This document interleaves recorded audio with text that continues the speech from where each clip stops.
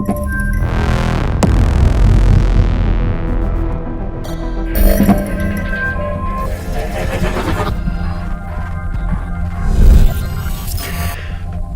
and welcome to Who Does Rolls. I'm your host, Mike B, and here we are with another Mumbo Jumbo, finally a Mumbo Jumbo for July the something. It's July, it's late July. What the actual fuck has been going on? Well, yes, number one, content has been all over the place, and I appreciate that. Number one, I was ill for a couple of weeks. I had what I thought was COVID, it wasn't COVID. I just had there. So I felt like shit. I filmed the last video, had just the tail end of that one. I thought I was coming out of it, but I've still been rough. Anyway, did all that. No more self-pity there. I've cracked one of my rear tooth, which I did a while ago during lockdown, and then lockdown happened and I didn't get to the dentist, and I kind of pretended it wasn't a problem. Now it's a fucking problem, because the other week, that was throbbing. That's throbbing. It's still cracked, still gone. It needs to get yanked out. Can't get to a dent. My dentist has kicked me out. So I'm trying to sort out that shit. So that's my world. That is the clusterfuck that's going on there. Then, add insult to fucking injury, my Friday night games group, the last games we played, which I did meet up and we played a few bits, I'll go to in a minute, they all came down with COVID. I dodged that bullet. Lateral flows all up. But everyone else, Robbie, Bob, Ben, Rich, everyone else at the table, all of them had COVID after the tail end of that. So that foobarred that for the last week. Robbie's part of the Sunday group. Tony's decided to fucking fly off, emigrate to fucking America for a few weeks to go to fucking Disneyland. So this weekend just gone, no fucking games were played. Nothing. Not a fucking dicky bird. So anyway, what have I fucking played?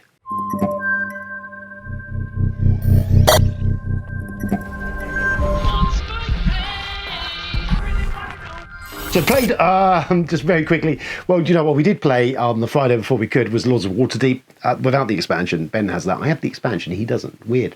But yeah, you know what, I played it for a while, and it is a good worker placement game. It is abstracted, as we know, from the theme is kind of there-ish. Whatever. It's a decent worker placement. I like the mechanisms, I like the buildings, I like the stuff. It's quite tight, and I forgot how tight it was and how fast it flows. I think I ended up, Ben won by a lot, but then he plays the app a lot, so probably whatever. But you know, it's not bad. It's still pretty solid. You know, it's a workman-like worker placement. It's not doing anything flashy. It's not doing anything extraordinary. But it kind of does what it does and does all right. So you know, I've still got it. I don't play it very often, but you know, it's one of those, actually is an easy teach, an easy play, and it's all right. And the expansion has a bit, but yeah, there we go. So we played that. Then on Sunday, we did play a couple of things, but the main thing that jumps out at me was we played Gutenberg again, because I haven't played that for a while, and I played it with the asynchronous player Daz. And again, I enjoyed Gutenberg, and you know, and Jamie summed this up for me, and it's a thing I think I'm almost coming down on with it as well. It's a good game. It's a solid game. I like the components are good. It looks gorgeous. The mechanisms are quite entertaining. It flows fairly fast for what it is. Even to me personally, I liked the idea of the theme of you like 18th century letterpress makers and printing stuff. I kind of get it. Jamie definitely bounces off the theme. He says it just doesn't do anything for him. I kind of got the theme. I enjoyed the theme, but then actually all of it together, it's all right. And I think that's the problem with Gutenberg. It's solid, it's good, but I don't know, there's something about it. It hasn't got that factor that really kind of draws you back in. I enjoy all of what it's doing. It's got some good mechanisms, it does some good stuff, it's a tight game, it plays really well, the rulebook's great, everything's about it's good. I can't really say anything bad about any of it, and I won't. I think it's all right. However, I don't know why, it just ultimately leaves me a little bit, and I'm not like gagging appetite there for more of it is not there. We've covered this before, but yeah, that's why I am with it. It's a solid game. It's a solid, perfectly fine game. It's just, despite some cool components and other stuff, I don't think it's doing anything new, innovative, or setting the world on fire. It's a mix of good stuff, but yeah. There you go. Without over cranking that one, let's leave that there. I'm going to need my fucking glasses. Anyway, so that's it really what I played. I think we played some other bits on the Sunday, but not a lot. Gutenberg we played. I'm trying to stretch my brain, and we played poker on at Friday, which I lost all my poker the other day. A week ago, I absolutely all in, got taken up by Bob with Queens or something. I had Trip something up Full House or something. Anyway, I lost all the money. I'd made about 20, 30 quid and all gone. But I'm back up. I'm back. And that's irrelevant to what we're talking about. Let's do some news.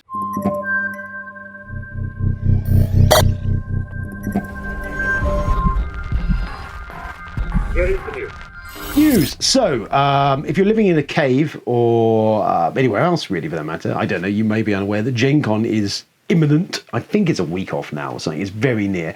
So clearly a lot of stuff is Gen Con-ish related goodies has been spewed into the ether. So quickly, some bits what picked my attention, grabbed my attention even. There is the Dune Imperium. So they've announced the Dune Imperium expansion, Immortality.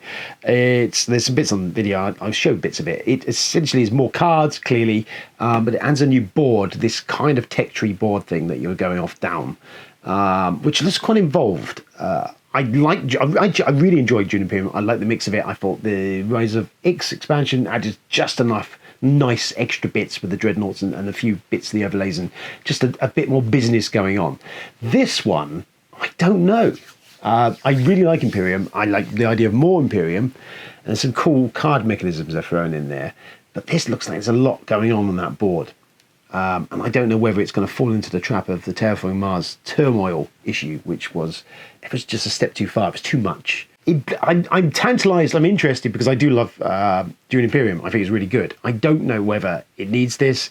I don't know whether if this is going to be a bridge too far. I don't know. There's many questions to be answered. I'm probably going to get it, but that's where I am with that at the moment. It's kind of like, cool, I don't know if I need that. A few other things I've seen which took my interest. Obviously, there's the new Clank game coming out, which Clank Catacombs, I want to say, which is one that's toll laying. I haven't seen much more of that, but the concept of that sounds very cool.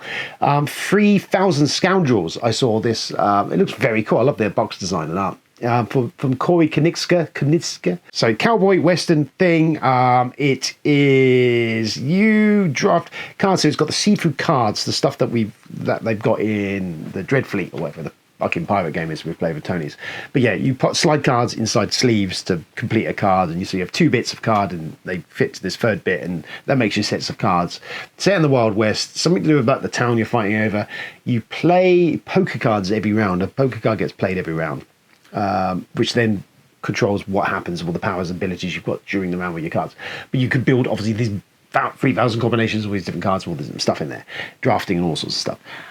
I'm interested. It sounds cool. I like the Wild West anyway. The theming looks kind of cool. I like the concept of it. I do like Corey's designs. I mean, he's done some good stuff. So he's got the chops to do something quite cool. So that one has definitely taken my interest. I await to see and see how it is and see what he says and stuff and things. There'll be more, I'm sure, evident over the next couple of weeks. Risk Shadow Forces is coming, which is a Risk Legacy 2, essentially. I don't know any more than that. I did a little bit about it a while back. It's Risk Legacy 2. I know they've streamlined it down and done some other bits, and it doesn't look like there's that much legacy in it. Although I like the idea of some of the stuff they were doing it as a separate battle board. We shall see. Risk Legacy by far stands as one of the high points of the Legacy game series and that experience of playing it. I've covered that many times. Great game. So I don't know. Twilight Inscription, which is from FFG. This is one of the few things they've actually are announcing. They're not putting out a lot of stuff. They haven't really said much, I don't think. But Twilight Inscription is one of those, which is obviously Twilight Imperium Roll and Write.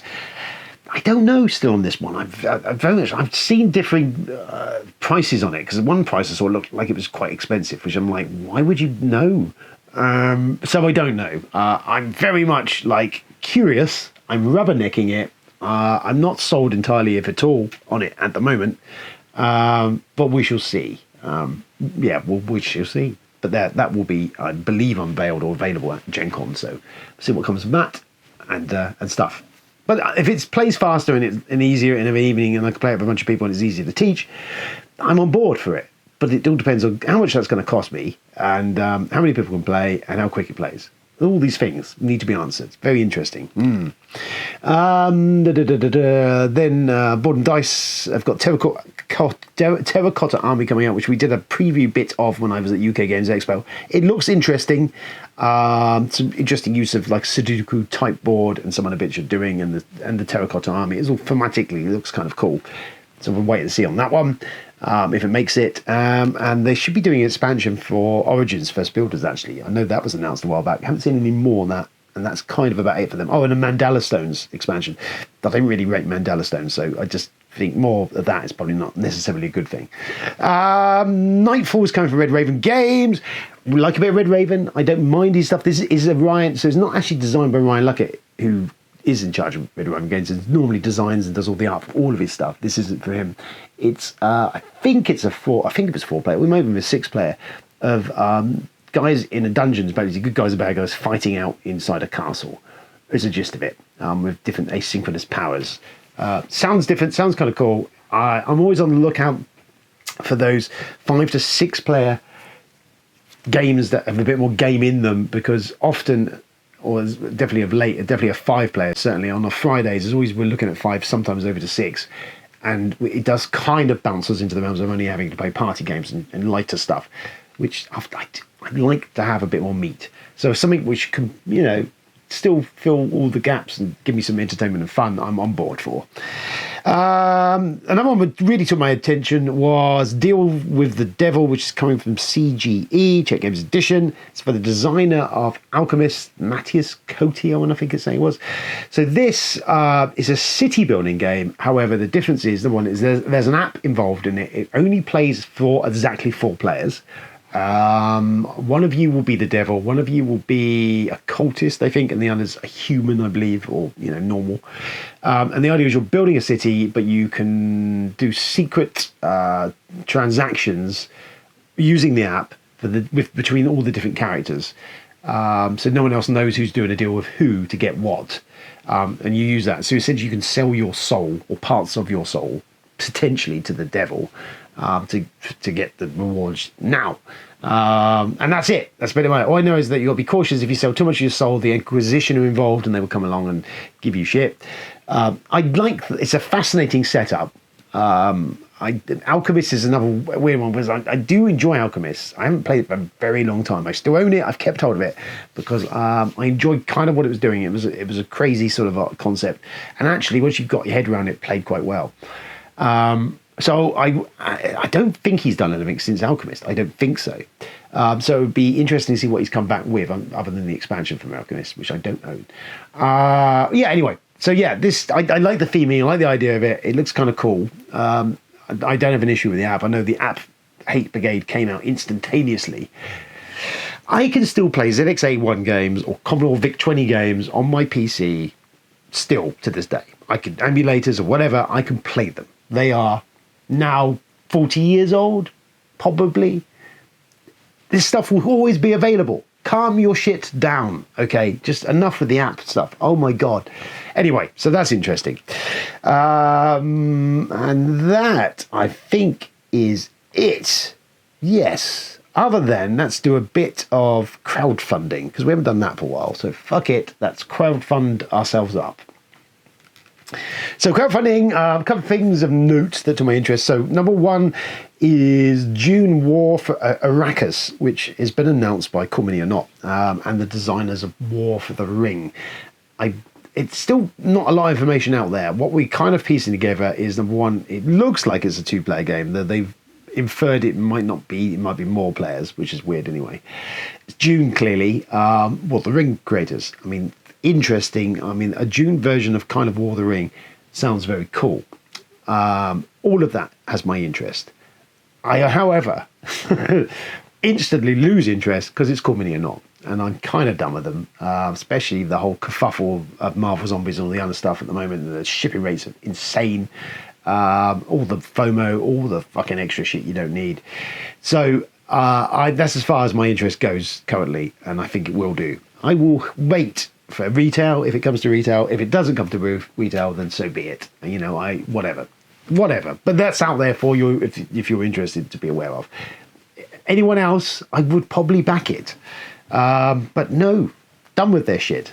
But it's there. I'm announcing because in case some of you might be interested in it. And Bloodstones from Martin Wallace. So he's announced it's I think plays up to 6 actually. War game. It looks a little bit like it might be a little bit of Mythotopia. I don't know. It's different asynchronous groups. There's vampires, I think, zombies and other stuff. The tiles are kind of cool, abstracted. They look kind of neat. It all looked kind of neat. And it's to bear in mind, this is Wallace's return to crowdfunding because he did his own crowdfunding and it was not entirely without bumps along the road when he was doing Tree Frog. And I think he did a few things on there and there was issues. I think Moonga Invaders was one they crowdfunded and he had a bit of a fucking nightmare with the miniatures and all sorts of stuff. Anyway, he has come back, vowed never to do it again, never to self-publish again, never to do all that, but he's come back some years later to do it again. And, you know, this looks very interesting. Bloodstones, I love Wallace. I love some of his designs are kind of cool, how he kind of manages to tiptoe between the Ameritrash and Euro. He just manages to kind of balance all that between everything. And he's done some very great stuff. Australia is really good. Studying Emerald. I mean, a lot of his stuff, Mythotopia even, I think is really good, solid. He's done a lot of stuff, and nearly always there's usually something in one of his designs that's entertaining. There's good stuff in there. So I am very interested. It's going on to GameFound, I think. I did look, but the pledges on the base game, and it is all you can get as the base game, as far as I'm understanding, it's quite high for what it is. And I just feel like maybe there would have been a cheap alternative because I definitely think it was over $100 or so. And I'm like, it doesn't look like over $100 game. And I am interested, but I just, at the moment, I don't know. I'm going to think about shifting some stuff to get some funds. So maybe, but at the moment, I can't. So that's it. As long with, we'll go with the other item that I can't, is Dark Towers coming back to, I think it's now just started on Backer Kit. I think they put it on there with a new expansion. Again, Dark Tower, I was in Dark Tower for something I very much was interested in. I've seen it since. I've heard some fantastic things about it. It is everything that I would love. A big stupid plastic toy that beeps and burbles and does stuff. Isaac Childress involved in the design. It's got this kind of cool thing going. It's all good stuff. However, it's like 150 quid. And that's where I go, I can't justify that. I can't do it. So I'm going to have to let it pass by. And that's it. I think that rolls to the end of all of that. I apologise for the scattered release schedule. Stuff's been going on and COVID's not helped. Hopefully I'll get back to some gaming the end of this week, so hopefully maybe I get some more videos out. I did film the Batman Everybody Lies, I think it's video, so I've still got that to edit, so I will put it out. I did put Charlie's RPG video from the Expo out the other day. Happy birthday Charlie for today as well. And that's it. Other than that, I've been reading some Hawk the Slayer comics. They're all right. Garth Ennis did them. They're fine. It really captures the aesthetic and look and feel of Hawk the Slayer. And yeah, actually, it's all right. It's not finished it yet, so there's that. I'm about to start reading Batman 89 because they brought out the trade paperback now, and I only picked up 2 issues of it and forgot about it, so I might pick the trade up. Or I might just read the first couple of issues and see what it's like. I don't know. Anyway, that's a possibility. I'm going to look at that. Other than that, that's it. Better Call Saul I've been watching is astounding. If you're not watching Better Call Saul, I will say, and I think I've covered this already, I think it surpasses Breaking Bad at this point. This last season is astounding. It has a very slow burn series. If you've watched Breaking Bad and you want to see how a character like Saul Goodman comes into being, it's a fascinating, kind of similar to Breaking Bad did, this very long form view of the disintegration of this character into something else. And it's got fucking good towards the end of it. And so I'll say on the matter, it's very good. That's about it. I think I watched stuff. I don't know. Anyway, that's it. So anyway, yes, don't forget to like, share, and subscribe. We have got about 400 odd subscribers now. Crazy madness. I do need to do some reviews. I do need to do some other stuff. I do need to do a lot of stuff. It's just time currently is not on my side. However, I will make an effort, I promise. It's very nice to catch up. I'm feeling fine, other than the achy mouth. And I will catch up soon, unless of course I have the tooth pulled out, then that will fuck up doing more videos. So we shall see. But for the time being, be safe out there, have fun, enjoy playing games. The sun is still with us, it's quite warm, it's not too warm, and all that stuff. And I'll see you soon. Good night and good best. Ta-ta.